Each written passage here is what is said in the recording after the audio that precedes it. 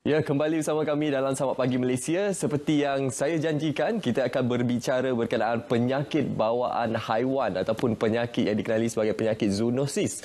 Jadi hari ini kita akan memperhalusi dengan lebih mendalam lagi bersama dengan Dr. Rohani Jahiz, pakar perubatan kesihatan awam dan ketua sektor zoonosis bahagian kawalan penyakit Kementerian Kesihatan Malaysia. Assalamualaikum, selamat datang Doktor. Waalaikumsalam. Terima kasih Cik Nawar kerana jemput saya kemari. Alhamdulillah Doktor. Satu topik yang sangat menarik untuk kita sampaikan kepada penonton di luar sana, khususnya untuk kita memahami berkenaan penyakit bawaan haiwan. Jadi mungkin untuk permulaannya kita boleh definisikan kepada masyarakat di luar sana berkenaan apakah yang dimaksudkan dengan zoonosis ini Doktor. Okey, sebenarnya zoonosis, seperti yang kata zoo kan, haiwan, nosis penyakit. Jadi dia adalah penyakit-penyakit yang berkaitan dengan haiwan yang pergi kepada manusia, yang menjangkiti manusia.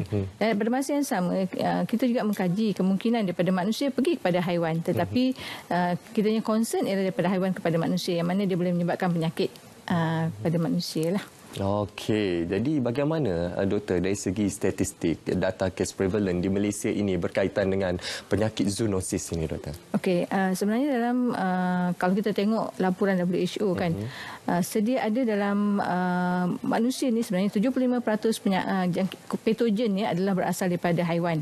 Ya, dan kita dapati bahawa sebenarnya 62% penyakit-penyakit baru muncul dalam dalam sedekad ini adalah berkaitan dengan zoonosis, berkaitan dengan haiwan. Jadi memang kita menjalankan pemantauan untuk penyakit-penyakit zoonosis di Kementerian Kesihatan, dan kita dapati penyakit yang kerap berlaku atau dilaporkan di Malaysia ialah yang pertama ialah leptospirosis, iaitu penyakit disebabkan oleh kencing tikus, yang mana kita sedia maklum disebabkan oleh persekitaran yang kurang bersih. Yang kedua, salmonellosis, iaitu sejenis bakteria yang menyebabkan ceret berik, lebih kepada acute gastroenteritis, ya. Dan yang ketiga ialah zoonotic malaria ataupun kita panggil malaria knowlesi. Ya, yang common, lazimnya berlaku di kawasan yang memang endemik dengan malaria seperti di Sabah.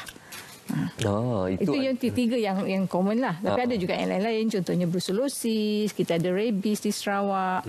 Lepas tu kita ada Q fever yang jarang berlaku. Dan itulah. Okey, jadi doktor, apa antara punca yang menyebabkan mungkin peningkatan dalam penyakit bawaan haiwan ataupun zoonosis ini, khususnya bila kita melihat kontak yang lebih kerap di antara manusia dengan haiwan, adakah juga disebabkan oleh faktor penerokan hutan dan sebagainya, doktor? Okey, sebenarnya ada banyak sebab berlakunya zoonosis dalam kalangan manusia. Pertama, kita tahu bahawa dia berlaku antara haiwan dengan manusia. Jadi berlaku interaksi antara kedua-duanya. Sama ada sebagai haiwan peliharaan, haiwan ternakan, kita bela dan kita makan ataupun kita minum susunya. Kemudian dalam pameran, zoo kan, kita pergi, kita tak menjaga higien dengan bagus, kita pegang-pegang, kita tak basuh tangan, kita makan semasa kita melihat haiwan. Itu pertama. Yang kedua, penerokaan hutan-hutan. Sebab kita tahu bahawa haiwan liar ni duduknya di dalam hutan. Jadi apabila kita melakukan penerokaan hutan dan kita membuat penempatan dekat kawasan berhampiran dengan hutan, jadi risiko untuk kita berhubung dengan haiwan itu lebih kerap, ataupun kuman daripada haiwan liar itu pergi kepada haiwan peliharaan, seterusnya kepada manusia. Seterusnya ialah makanan. Pencemaran makanan dan minuman disebabkan oleh najis haiwan peliharaan kita ataupun haiwan liar, ataupun tak semestinya, can be anything. Okey, itu juga boleh menyebabkan keracunan makanan, kita sebut tadi salmonellosis. Seterusnya ialah bawaan vektor. Ada juga virus-virus ataupun patogen daripada haiwan ini yang menjangkiti manusia melalui vektor ataupun nyamuk. Contohnya macam denggi, macam kita kata tadi zoonotic malaria kan, daripada vektor, daripada monyet digigit oleh nyamuk dan pergi pada manusia. Dan dia disebabkan oleh persekitaran yang kurang bersih dan juga oleh kerana kita semakin hampir dengan haiwan liar lah, akibat daripada penembangan penembangan hutan yang tadi Cik Munawar sebut. Okey, selain daripada faktor penembangan hutan, ialah kita lihat sekarang ni menjadi trend, Doktor. Masyarakat lebih gemar untuk melancong ataupun melaksanakan pelancongan, untuk melakukan aktiviti hiking dan sebagainya. Jadi ianya merupakan satu penyebab utama yang mungkin membolehkan peningkatan kes, seperti sebagai contoh kita ambil malaria dalam kalangan manusia dan juga haiwan pembawa ataupun nyamuk tadi. Bagaimana perkara ini perlu kita berikan perhatian dan juga kita berikan pendedahan pengetahuan kepada masyarakat di luar sana, Doktor? Sebenarnya memang dalam aktiviti-aktiviti pelancongan kan, kita mungkin terdedah kepada haiwan liar. Contohnya seperti pada awal tahun 2000 kita ada kita panggil Eco Challenge yang melibatkan pelbagai negara datang ke Malaysia. Dia melalui beberapa siri cabaran-cabaran kan, dan mereka balik ke negara mereka dapat leptospirosis. Jadi perlunya kita bila kita melakukan pelancongan ataupun sukan ke sukan yang begitu orang kata mencabar menggunakan bagai-bagai medium tu kan, perlu mendapatkan nasihat daripada pejabat kesihatan daerah ataupun jabatan kesihatan negeri untuk mengetahui apakah penyakit yang common, penyakit yang kerap berlaku atau dilaporkan di kawasan mereka. Contohnya macam kalau kita melakukan rekreasi air kan, jadi kemungkinan risiko leptospirosis tu lebih tinggi sebab tikus suka minum air kan, selain daripada persekalahan tidak bersih tadi itulah. Jadi di situ boleh berlaku jangkitan leptospirosis kepada mereka yang terdedah kepada persekitaran tersebutlah. Okey, tadi kalau anda perasan doktor ada menyebut berkenaan haiwan peliharaan. Saya pasti dalam kalangan penonton kita ini, masyarakat di Malaysia ini, ada sebilangan besar yang gemar memelihara haiwan peliharaan. Jadi bagaimana untuk kita fahami dan juga kita berikan pemahaman kepada masyarakat di luar sana risiko memelihara haiwan peliharaan khususnya di dalam rumah ini, Doktor? Okey. Sebenarnya memang haiwan peliharaan boleh menyebabkan risiko jangkitan zoonosis kepada manusia. Sebab utamanya daripada najis dia. Bila kita menguruskan najis dia, kita pastikan kita pakai glove. Kalau boleh pakai pelitup muka lah, lebih baik lah. Sebab kadang-kadang spor kan dia boleh masuk dalam paru-paru kita. Dan setiap kali selepas kita membersihkan tempat najis dia tu, pastikan basuh tangan bersih-bersih sebelum kita makan ataupun buat kerja seterusnya lah. Itu satu. Yang kedua, kita kena pastikan bahawa kita membawa haiwan peliharaan kita ni untuk rawatan dengan doktor vet. Sebenarnya setiap 6 bulan kan dia akan bagi antibiotik untuk membunuh cacing ataupun parasit yang ada dalam saluran makanan haiwan tersebut bagi mengelakkan jangkitan kepada manusia. Jangkitan yang kerap berlaku antara manusia dengan kucing ialah toxoplasmosis. Toxoplasmosis adalah sejenis parasit yang boleh masuk ke dalam saluran makanan kita dan juga boleh menyebabkan abses ataupun keradangan pada otak kita. Dia menyebabkan acute neurological syndrome lah. Jadi bila kita bawa kucing kita ataupun haiwan peliharaan kita kepada jumpa untuk doktor pakar vet, dia akan bagi ubat untuk membunuh parasit tersebut. Selain daripada itu, risiko salmonellosis lah. Salmonellosis ni adalah bakteria salmonella yang terdapat dalam saluran makanan mereka. Jadi kalau misalnya kita bersihkan najis mereka, kita tak cuci tangan dengan bersih ataupun mereka sendiri mencemarkan makanan kita, maka kita berisiko untuk mendapat salmonellosis, cerit-berit, demam, sakit perut. Okey, itu antara risiko-risikonya lah. Tapi sangat penting juga seperti yang doktor nyatakan tadi, langkah pencegahan, langkah pengawalan yang perlu kita lakukan untuk memastikan bukan saja kesihatan kita terjamin, malah juga dari aspek kebersihan persekitaran rumah kita, doktor. Khususnya bagi yang memelihara haiwan kesayangan ini, seperti kucing dan juga tikus dan sebagainya. Jadi doktor, bila kita bercakap berkenaan penyakit zoonosis ini, dalam kita memahami konteks semasa bukan saja di dalam negara tapi juga di peringkat global, apa antara perkembangan terbaru daripada pihak KKM khususnya berkenaan penyakit bawaan haiwan yang terbaru dalam konteks global ini?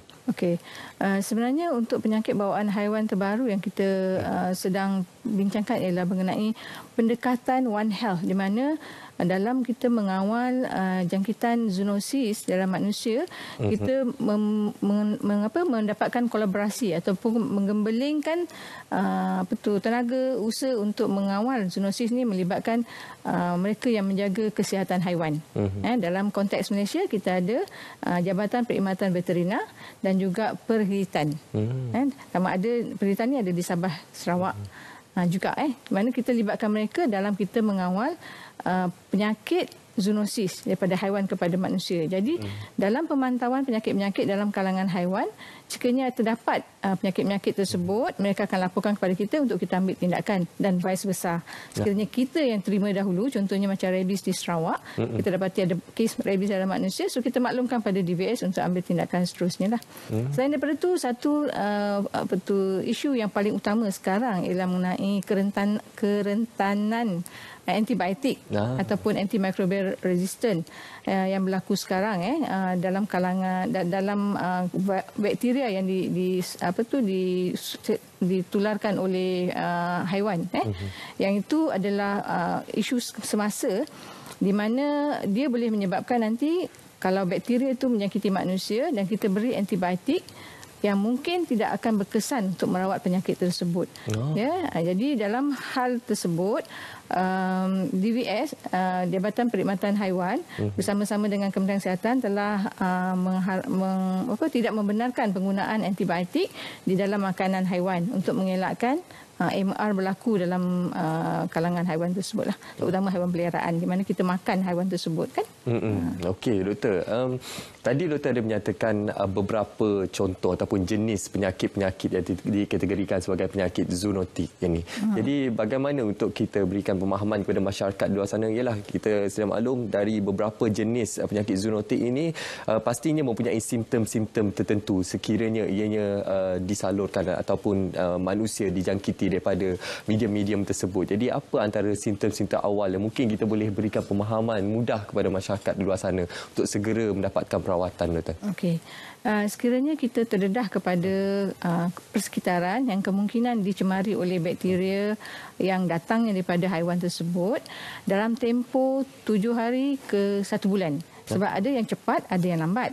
Yang dia punya, kita panggil incubation period, pengeraman bakteria dalam badan. Sekiranya mereka mengalami gejala tersebut, terutamanya demam lah. Demam, sakit-sakit badan, sakit kepala, segera jumpa doktor dan maklumkan bahawa mereka terlibat dengan aktiviti-aktiviti, contohnya tadi pelancongan, sukan lasak, ataupun pergi bermalam di hutan ke, ataupun memang pekerjanya ialah duduk dalam hutan.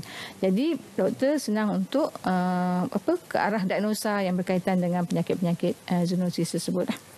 Dari pihak KKM sendiri, doktor, ada tak jenis-jenis penyakit zoonotik ini yang diberikan perhatian, khususnya kita memahami dalam konteks penyakit zoonotik yang terbaharu yang menjadi pemantauan serius daripada pihak KKM? Okey, sebenarnya KKM dalam memantauan penyakit, kita juga perlu mengikut keperluan-keperluan yang telah digariskan oleh WHO dan juga United Nations. Kita ada Sustainable Development Goal SDG, yang mana targetnya pada tahun 2030. Kita mengarah kepada eliminasi ataupun eradikasi pembasmian langsung lah, malaria dan juga rabies. Yang mana kedua-dua penyakit ini memang insidennya kuat tinggi di Malaysia. Rabies kita hanya ada berlaku di Sarawak. Jadi pihak DVS dengan NGO-NGO di Sarawak berusaha keras untuk memastikan haiwan-haiwan atau terutamanya anjing di Sarawak diberi vaksinasi bagi mengelakkan penularan virus rabies kepada manusia atau kepada orang di Sarawak lah khususnya. Manakala untuk Plasmodium knowlesi ataupun zoonotic malaria yang kita sebutkan tadi, yang banyak berlaku di Sabah, kita berusaha untuk memastikan kita boleh mengawal malaria dalam monyet, sebab dia punya reservoir, dia punya kuman bakteria itu datangnya daripada monyet. Jadi kawasan yang ada pembiakan nyamuk Anopheles. Jadi risiko untuk berlakunya malaria zoonotik ini adalah tinggi. Jadi perlunya pembersihan kawasan persekitaran bagi mengelakkan pembiakan nyamuk Anopheles seterusnya dapat mengurangkan risiko jangkitan.